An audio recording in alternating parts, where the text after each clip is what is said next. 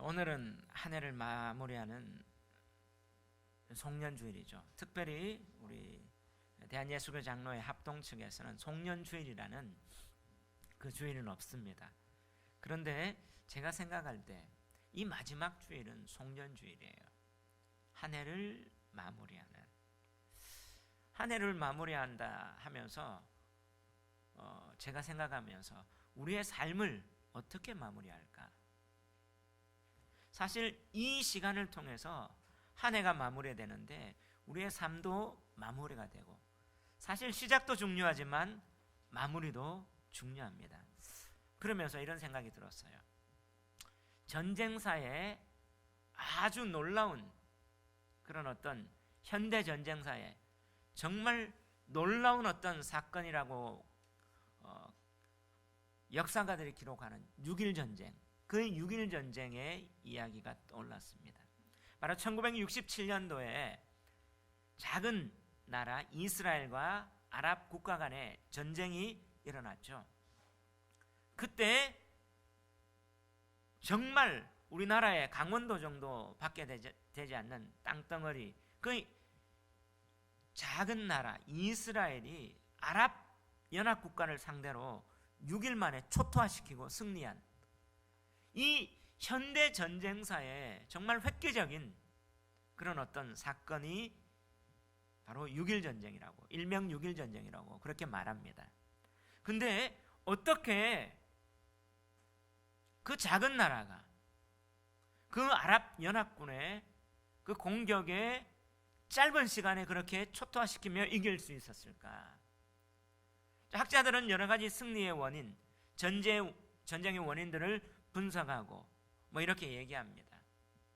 막강한 군사력과 첨단 무기와 장비, 또 국가적 정신, 여러 가지 얘기를 하지만, 그런 얘기들이 있지만, 그런데 어떤 기자의 칼럼을 통해서 이 전쟁의 정말 승리의 원인은 다른 게 아니라 여기에 있다, 이런 어떤 에피소드가 나오는데요. 바로 이 전쟁이 발발했습니다. 할 때 해외에 나와 있는, 해외에 또 유학가 있는 그 젊은이들에게 다시 한번 국가로 기환하는 소집 통보를 내립니다. 근데 아랍 연합 국가의 유학생들은 국가의 사실 엘리트라고 할 수 있죠. 유학 가서 또 선진국에 가서 공부를 하며 돌아오면 그 나라의 어떤 미래를 책임질 수 있는 그런 유학생들의 본국으로부터 수환 명령을 받고, 아랍 국가 연합의 유학생들은 귀환하지 않는 거예요. 자신의 안녕, 그 죽음에 대한 두려움, 내 이 젊은 이 인생을 어떻게, 전쟁 같으면 바로 죽음의 문턱 앞에 있는, 사실 목숨 걸고 나가는 게 전장입니다. 그때 아랍 유학생들의 반응들은요, 소환 명령에 귀환하지 않고 그렇게 머뭇머뭇거리는데, 근데 이 전쟁이 발발하자 이스라엘의 유학생들은 공항으로 몰려드는 거예요. 그래서 한 기자가 JF 케네디, 그 공항에서 기자가 이렇게 이스라엘 유학생들이 본국으로 바로 전쟁에 참여하기 위해서 몰려드는 유학생에게 한번 인터뷰를 합니다. 지금 본국으로 돌아가서 전쟁에 참여하면 혹시 전사할지는 모르는데 당신들은 사실 국가의 엘리트급 아닙니까? 그렇게 희생되는 게 정말 국익에 유익이 되겠습니까? 그때 한 이스라엘의 젊은 청년이 이렇게 대답한 게 미디어에 실려 있죠. 후일에 누가 묻기를, 당신은 1967년 그 전쟁 때 어디 있었냐? 이렇게 묻는다는 이 물음 앞에 내가 어떻게 답하느냐? 사실 부담감이 있지만 사실 죽음이라는 그 문턱이 있지만 내 삶을 가장 잘 마무리하는 것은 그곳에 함께 참여하는 겁니다. 하며 국가의 부름에 따라 전쟁에 향해 나가는 겁니다. 여러분, 이 이야기가 바로 이스라엘의 그 청년들의 그 국가를 향한 마음과 그 삶을 어떻게 마무리할까? 이 자세가 그 전쟁에 보이지 않는 정신력이죠. 그것이 전쟁의 승패를 좌우했다. 사실 여러 가지 원인이 있지만 어쩌면 정신력이라. 저는 이것이라고 저는 그렇게 볼 수 있습니다. 사실 삶의 마무리, 죽음과 같은 그 현장의 상황에서 내 삶을 어떻게 마무리할까? 부끄러운 영광보다, 부끄러운 안전보다 위험스럽지만 영광스러운 부담을 선택하겠다. 이것 아닙니까? 오늘 마지막 주일입니다. 부끄러운 안전보다 영광스러운 위험을 선택했던 그 모습, 바로 오늘 예수님의 모습이 저는 떠올랐어요. 예수님은 그 삶의 마지막이 십자가입니다. 십자가, 우리는 십자가를 노래하고 십자가를 읊조리면서 은혜를 받지만 예수님 앞에서는 그 십자가가 부담이었을 거예요. 예수님 자신도 그 마지막이 십자가라는 사실을 예수님이 아셨어요. 근데 그 십자가는 예수님이 가야 할, 짊어져야 할 사명이었습니다. 그 사명의 마무리의 현장 앞에 어떻게 선택하며 어떻게 행동할까? 바로 그 본문이 오늘 겟세마네의 기도의 장면이라는, 오늘 이 본문의 그 장면입니다. 한 해를 마무리하는 시점입니다. 우리의 삶에 여러 가지 사명이 있을 거예요. 근데 우리의 삶을 어떻게 마무리하느냐 하는 것은 삶의 자세입니다. 사실 여러 가지가 있지만 삶의 자세와 태도, 그 방향, 어떤 방향을 가지느냐, 이게 중요한 거예요. 바로 전쟁에서 전략적 무기, 최신 시설 중요하지만 그것을 어떻게 운용하는 그 정신이 최고의 효과를 발휘하는 것처럼 우리의 신앙의 삶에서 내가 어떤 마무리를 할 거냐, 이것은 바로 예수님의 그 사명의 마무리에 그 예수님의 자세를 통해서 우리는 볼 수 있다는 사실입니다. 그래서 특별히 오늘 본문은 사명의 마무리를 어떻게 할까? 그 사명의 마무리를 어떻게 해야지 하나님이 기뻐하시고 또 그 삶의 마무리를 통해서 또 영광스러운 그 삶이 될 수 있을까? 이런 느낌이 듭니다. 이런 맥락 속에 오늘 본문이 주고자 하는 메시지가 무엇일까요? 두 가지입니다. 첫 번째, 사명을 잘 마무리하는 것은 깨어 기도하는 거예요. 여러분, 사명 잘 마무리하기를 원합니까? 그렇다면 한번 따라합시다. 사명을 잘 마무리하는 것은 깨어 기도하는 겁니다. 아멘. 자, 오늘 본문을 한번 보십시오.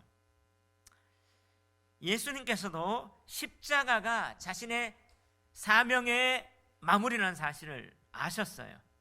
근데 그 십자가가 쉬웠습니까? 아니었어요. 부담스러웠어요.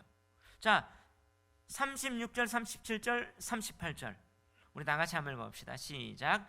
이에 예수께서 제자들과 함께 겟세마네라 하는 곳에 이르러 제자들에게 이르시되 내가 저기 가서 기도할 동안에 너희는 여기 앉아 있으라 하시고 베드로와 세베대의 두 아들을 데리고 가실새 고민하고 슬퍼하사 이에 말씀하시되 내 마음이 매우 고민하여 죽게 되었으니 너희는 여기 머물러 나와 함께 깨어 있으라 하시고. 여러분, 예수님이 십자가가 얼마나 부담되셨는가, 이 본문이 정말 잘 말해줘요. 우리는 예수님 생각하면 예수님은 하나님으로 인간의 모습을 가지고 오셨기 때문에 십자가 지는 건 아무렇지도 않았을 거야, 잘 졌을 거야, 이래 생각합니다. 근데 예수님이 어땠어요? 예수님은 십자가에 지어야 된다는 사명 자체를 아셨어요. 여러분, 예수님의 나심이 뭐예요? 죽기 위해서 나셨어요. 예수님은요, 다른 게 아니라 죄에서 구원할 구원자는요, 대속 제물 되는 거였어요. 근데 얼마 전에 우리는 성탄절을 지냈습니다. 바로 지난주. 성탄은 그냥 탄생을 축하하는 게 아니라 예수님의 죽으심을 기억하는 거예요. 예수님이 이 땅에 왜 인간이 되셨습니까? 죽기 위해서요. 바로 죽기 위해서 예수님이 인간이 되셨고, 이 대속 제물 되시기 위하여 그 사명을 늘 가졌지만 실제적으로 그 사명을 감당하는 마무리 현장 앞에 예수님의 마음이 어땠습니까? 아, 나는 이 사명 가지고 왔기 때문에 잘할 거야, 그냥 담담했을까요?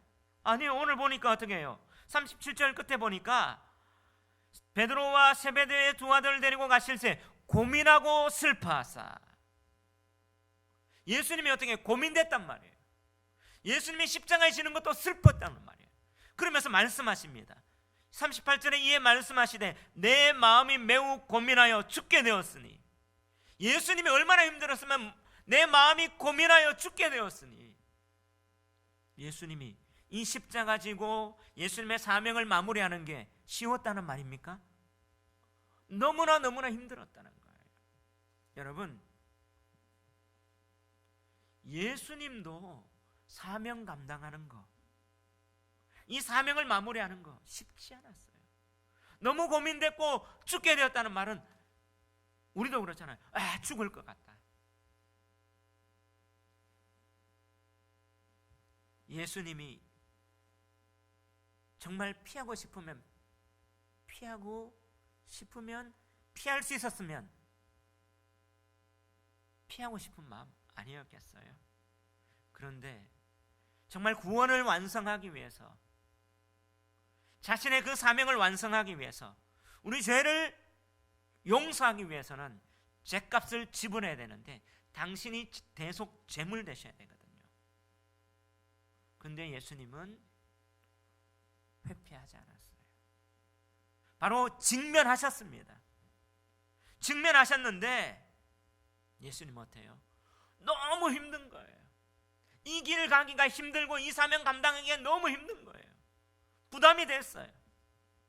근데 직면하는 방법이 무엇입니까? 어떻게 마무리하고 있습니까? 너희는 여기 머물러 나와 함께 깨어 있으라. 그리고 36절에 보면 내가 저기 가서 기도할 동안에 너희는 여기 앉아 있으라. 예수님 뭐 하셨어요? 기도하셨어요. 깨어서 기도하셨단 말이에요. 여러분, 예수님이 왜 기도했을까요?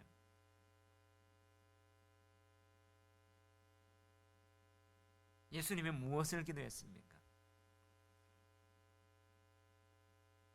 왜 기도했을까요? 이 기도는요, 예수님도 부담이 있었어요.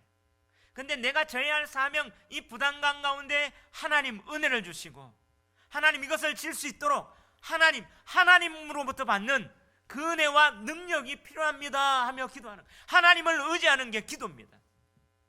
여러분, 예수님도 기도가 필요했어요. 인간의 육신의 몸을 입고 있으면 기도가 필요합니다. 여러분, 기도는요, 하나님의 은혜를 덧입는 거예요. 내 능력을 과시하는 게 기도가 아니고요, 하나님의 은혜가 필요하다는 것을 예수님이 인성을 가진 이 모습 속에서 보여줍니다. 그런데 우리는 착각할 때가 많습니다. 어떤 사람은 기도 많이 했다고, 야, 기도를 많이 했네, 몇 시간 했네, 기도를 하다 보니까 뜨거워졌네, 뭔가가 능력이 많은 것 같네 하다 보니까 뭐가 나와요? 자기 과시. 근데 기도의 본질은 뭐예요? 하나님의 은혜와 하나님의 능력을 덧입는 거예요. 하나님의 은혜를 입어야만이 사명을 감당할 수 있습니다. 아멘. 그래서 기도의 자리에 나가는 것은 하나님의 은혜를 덧입는 겁니다. 그렇기 때문에 기도가 필요 없는 사람이 없어요. 그리고 기도를 해야 돼요. 근데 기도의 본질은 뭡니까? 하나님의 은혜를 덧입는 거예요. 하나님의 은혜를 덧입는 것은 내 능력이 강해지는 그게 아닙니다. 제가 어릴 때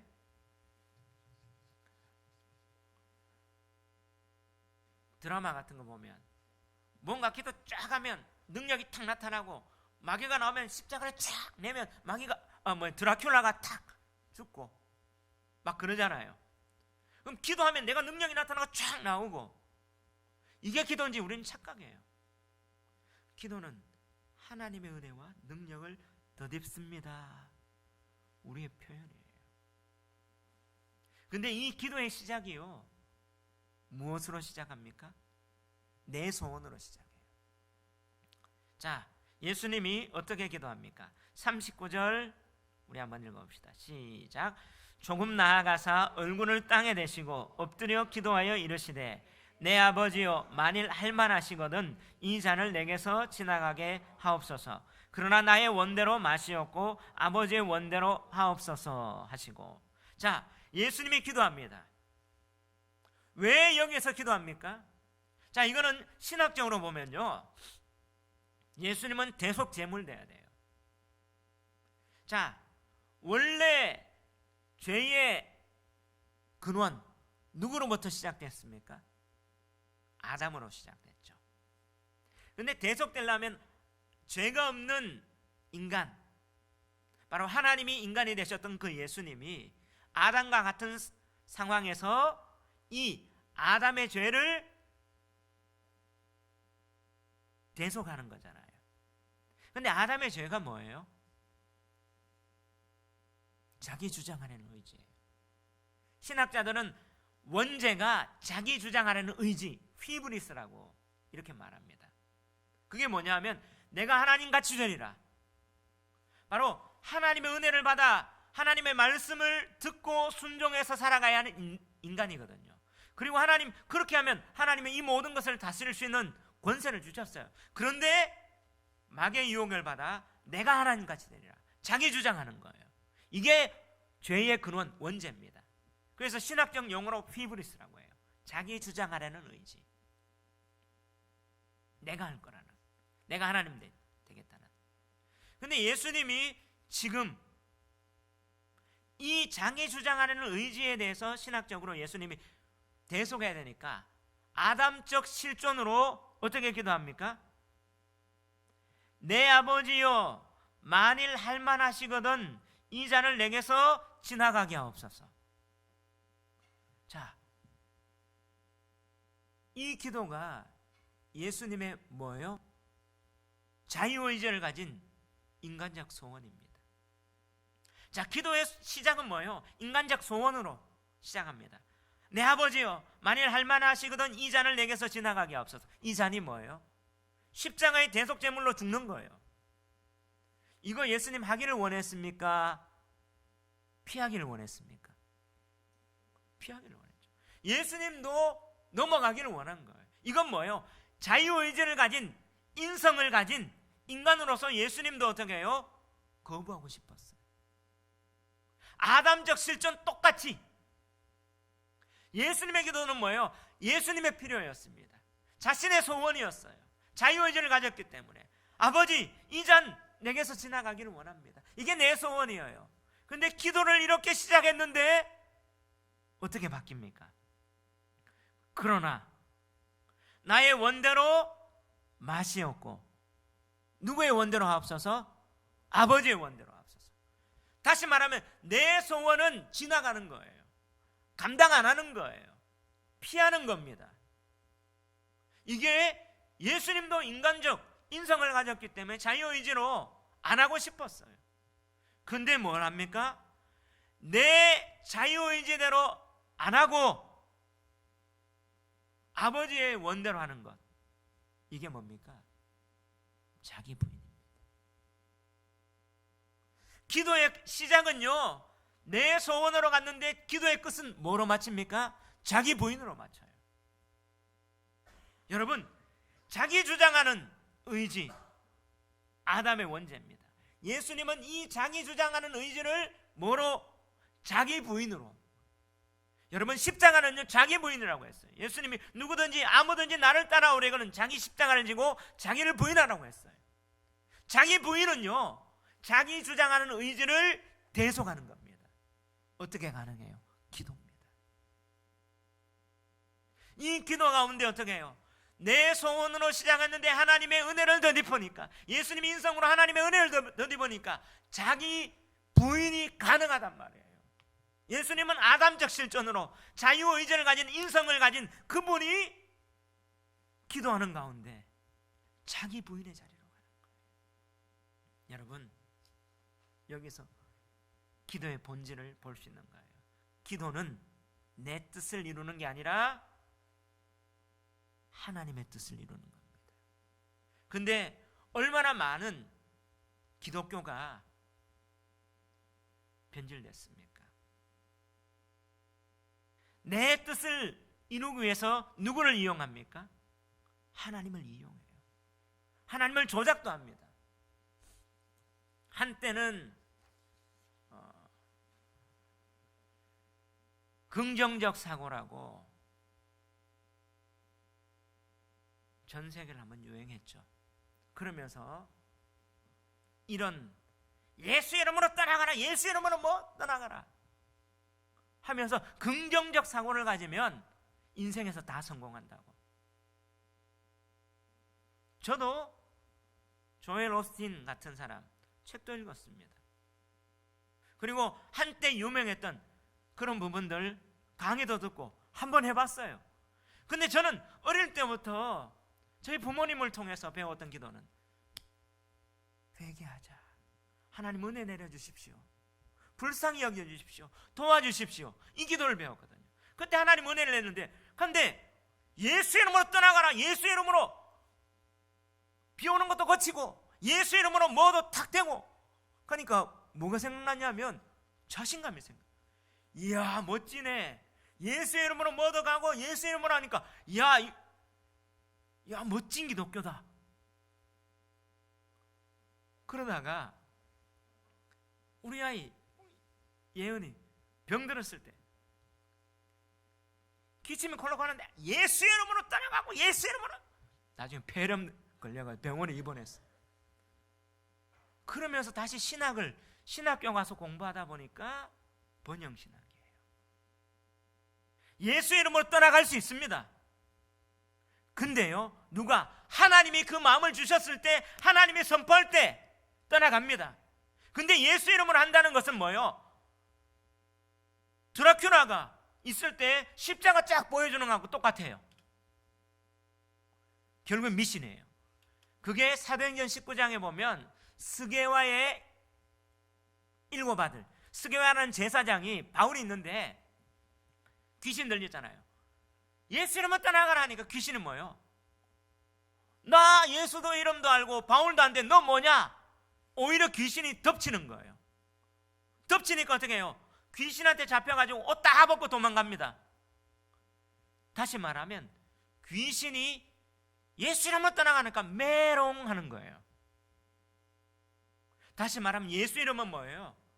하나님의 은혜가 넘치고 하나님께서 우리에게 마음 주셔서 하나님이 주셨을 때 선포하는 거지, 내가 예수 이름 한다고 무조건 떠나가는 게 아니에요. 우리는 그런 식으로 착각하고 있었어요. 예수 이름의 권세는 그 내용과 하나님께서 주시는 그 부분이에요. 착각하고 바로 기도를 어떻게 해요? 조작하는 거죠. 그래서 번영신앙은요 결국에는 성공입니다. 기도하고 성공하면 어떻게, 이 사람 믿음 좋은 사람. 기도하고 어떻게 해요? 암이 안 나오면 뭐예요? 이 사람은 믿음이 없어서. 여러분, 하나님의 선지자도 엘리사도 병들어서 죽었어요. 안 낫게 해주셨어요, 하나님이. 근데 결국에는 뭐예요? 예수 믿고 잘 되는 것 맞아요. 근데 예수 믿고 결론이 잘 되는 게 아니에요. 번영신학은 예수 믿고 잘 되는 게 결론이에요. 결론은 뭡니까? 예수 믿고 예수님의 가신 자기 부인의 길을 걸어가는 것. 그러기 위해서 하나님은 때때로 증거를 보여주시기 위해서 어떻게 해요? 병도 낫게 해주시고, 때때로 물질도 주시고, 때때로 성공도 주시지만, 성공보다도 주님, 이 사명 감당하겠습니다. 그래서 어떻게 마지막까지도 내려놓겠습니다. 하나님이 그 은혜 주시는 게 그게 본질인데, 번영신앙은 시작은 같지만 마지막은 끝은 달라요. 지금 그런 한국 교회가 번영신학에 물들어서 한번 지나갑니다. 그러다 보니까 뭐예요? 허물허물해졌어요. 근데 우리 어머니 때, 우리 할머니 때 그 신앙은 뭐예요? 일제강점기와 6.25와 그때 하나님 도와주세요, 하나님 도와주세요, 내 뜻이 아니라 하나님 뜻대로 어떻게든지 살아가겠습니다.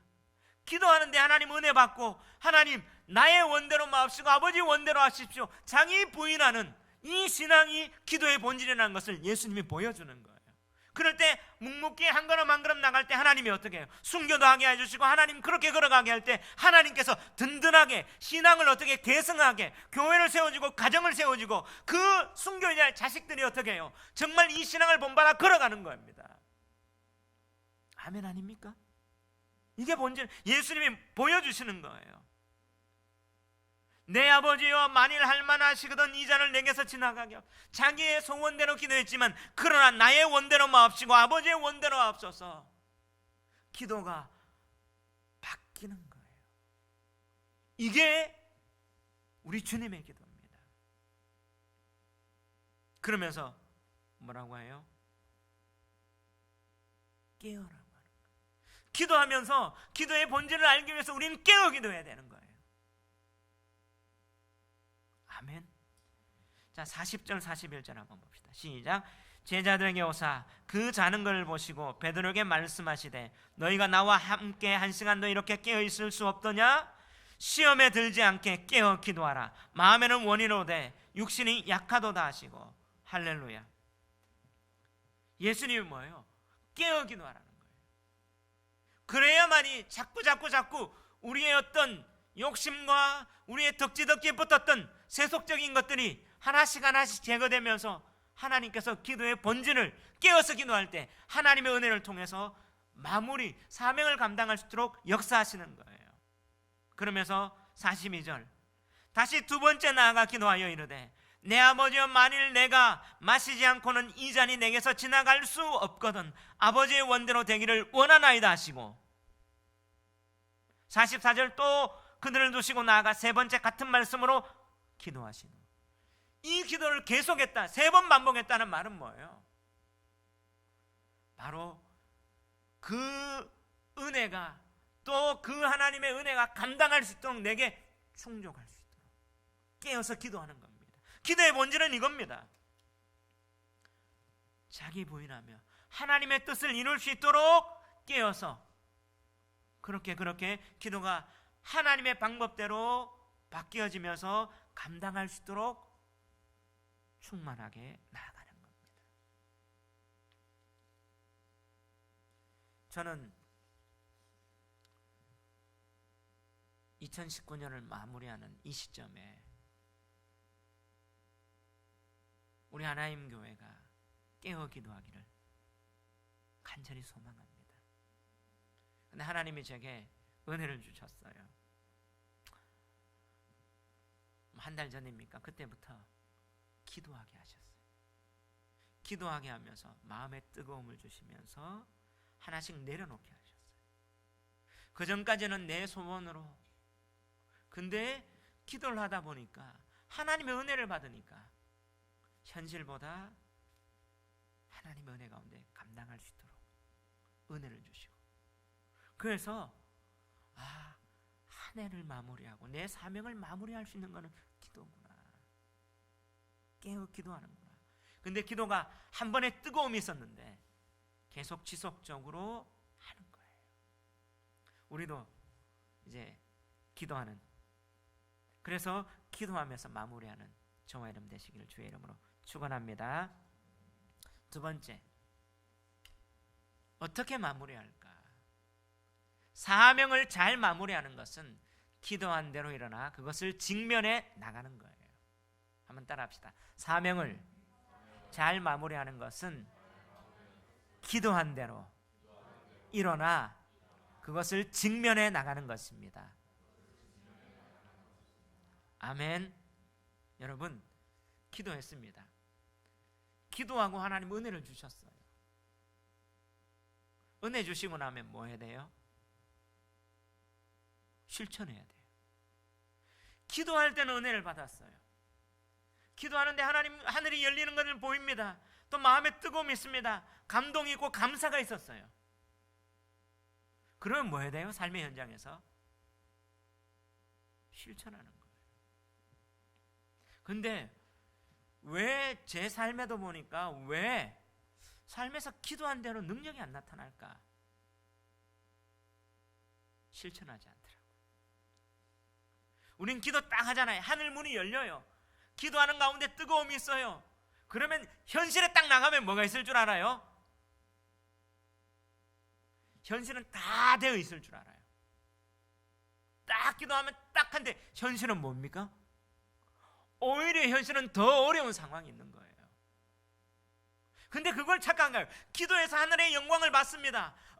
그러면 하나님께서 힘을 주시는구나. 현실은 딱 다 열려질 줄 이 착각 때문에 현실 가면 뭐예요? 기도했던 걸 잊어버리는 거예요. 근데 기도를 했으면, 능력을 받았으면 하나님은 뭐냐? 어려운 현실, 더 어려운 현실이 생길 수 있는데 그 현실을 어떻게 해요? 감당할 때 역사가 일어나는 거예요. 자, 예수님이 기도했습니다. 그럼 무슨 일이 일어날까요? 십자가 질 수 있도록 딱 모든 게 다 준비 세팅 딱 되면서 탁 이렇게 갈 수 있도록 되었을까요? 아니에요. 자, 44절 45절 한번 봅시다. 시작. 또 그들을 두시고 나아가 세 번째 같은 말씀으로 기도하신 후 이에 제자들에게 오사 이르시되 이제는 자고 쉬라. 보라, 때가 가까이 왔으니 인자가 죄인의 손에 팔리느니라. 일어나 함께 가자. 보라, 나를 파는 자가 가까이 왔느니라. 할렐루야. 자, 일어나 함께 가자. 기도하고 나서 예수님 뭐예요? 실행하려고 해요. 보라, 나를 파는 자가 어떻게 했다고요? 가까이 왔어. 47절 이후에는 뭐예요? 가룟 유다가 배신해서 군대를 동원해서 예수님 잡으러 왔어요. 기도의 하늘의 영광을 보면 현실은 뭐예요? 어려운 상황이라는 사실이에요. 근데 우리는요, 기도했으면 현실에는 자식을 놓고 기도합니다. 하나님, 근데 하나님께서 감동을 주셔서 자식이 변화된다고. 그러면 딱 집에 들어가면 자식이 뭐예요? 변화될 줄 착각하는데 자식은 더 화도 끊는 행동을 해요. 짜증을 팍 내면 그때 뭐합니까? 같이 짜증 내면 꽝입니다. 꽝. 다시 가야 돼요. 근데 그때 뭐예요? 기도했던 은혜를 가지고 사랑으로 보듬을 주면 그 자식이 뭐예요? 엄마가 변화됐네. 바뀌는 거예요. 저희 아버지가 예를 하시는데 예를 들어줬던 기억이 납니다. 아버지가 제가 기도원에서 은혜 받고 저희 아버지가 회개하는 장면이 제 어릴 때 기억나거든요. 근데 기도 받고 저희 아버지는 성경에 있는 은사는 다 경험했어요. 그래야만이 하나님이 믿을 수 있도록.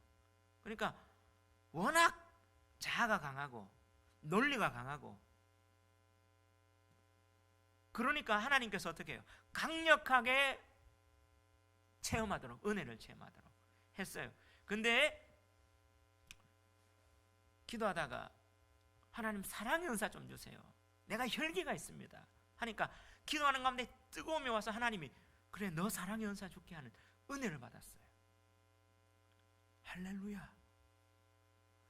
은혜 받았으니까 이제 사랑의 은사가 충만할 줄 알았죠. 딱 기도원에서 내려갔는데 무슨 일이 있느냐? 운전을 해 나갔는데 갑자기 버스 운전기사가 급정거를 하는데 사고 날 뻔했어요. 어때요? 열 딱 받은 거죠.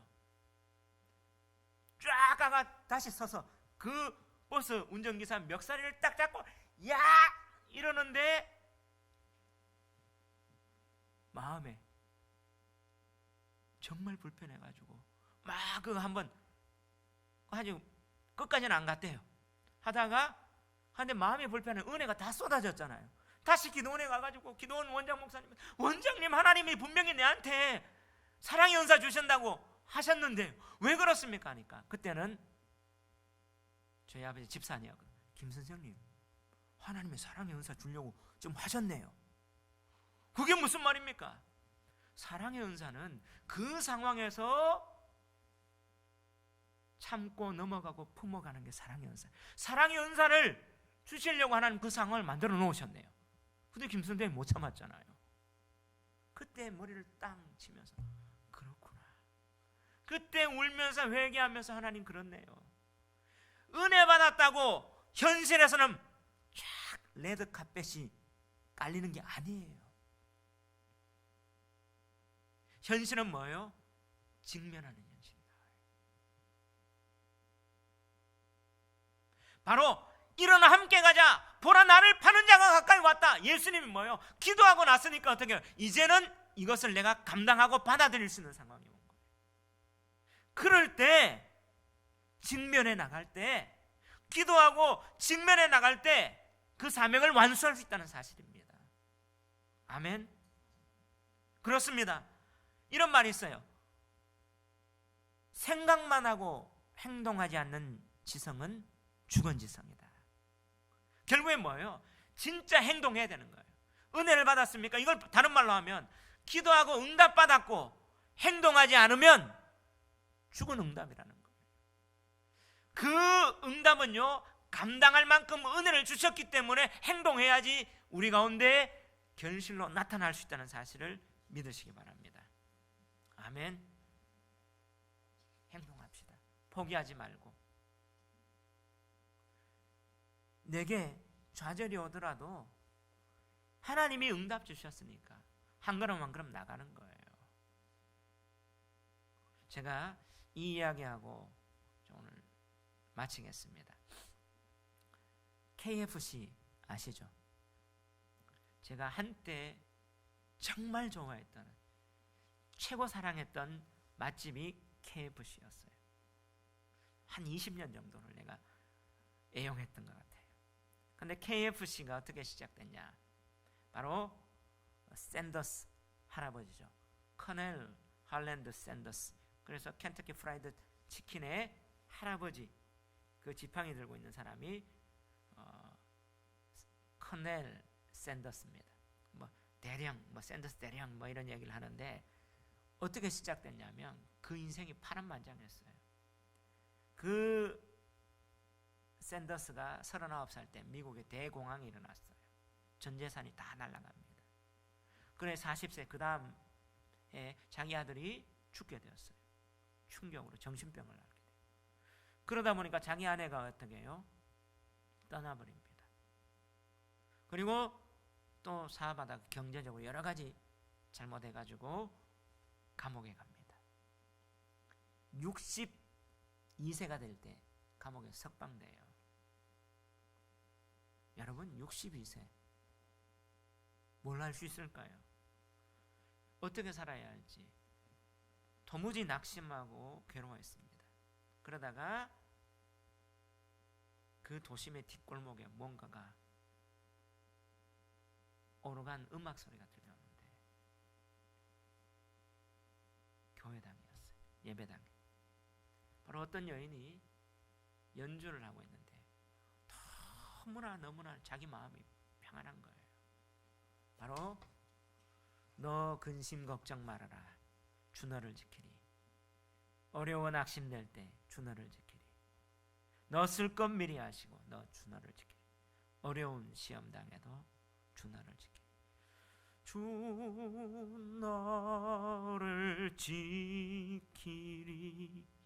아무 때나 어디서나 주 너를 지키리.